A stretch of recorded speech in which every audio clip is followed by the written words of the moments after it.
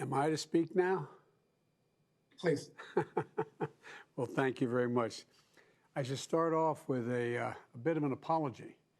When I was vice president for 8 years, I had a celebration at my home, my temporary home, the vice president's residence. And I had planned on doing that here at the White House, but for COVID. So next year, I hope, next year. Not only next year in Jerusalem, next year at the White House, God willing. And let me say, Rabbi, thank you for the introduction. And I also want you to thank the Central Conference of American Rabbis and the Rabbinical Assembly, the Rabbinical Council, and the Council of America, and the Reconstructionist Rabbinical Association for co-sponsoring this call.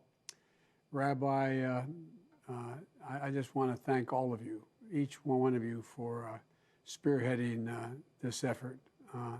Look, it's always great to see my friend Michael Bills. I spent an awful lot of time. To begin to worry, I spent more time at Beth Shalom, but I always went to Mass first. You think I'm kidding? I'm not. But I want to thank you for the beautiful opening prayer and for your friendship. As many of you know, as I said, when Jill and I used to host everyone at our temporary residence, our public housing we had at the Naval Observatory for the high holidays. Of course, we served apples and honey, and as a sign of America's capacity to change and progress, I'm proud the Naval Academy, the Naval Observatory, once the head of the Naval, the Chief of Naval Operations, is now occupied by Vice President Kamala Harris and the second gentleman, Doug Imhoff. Look, while the season of awe is sacred time for Jews here in America and around the world, the message of the holidays, I've always believed, is universal. Renewal. Renewal. When I was running for president, I placed the idea of renewal at the center of my campaign. I said my mission was to restore America's soul. I got criticized for that, but I meant it in a literal sense. We seem to have lost our way. We lost a sense of camaraderie. We treated each other so harshly, the way we spoke of one another and the way in which we dealt with politics. And I thought it was essential because, you know, America is an idea. It's an idea that we hold these truths to be self-evident, that all men and women are created equal, etc. No other country has been based on that notion. And when we stop respecting one another, that all begins to change.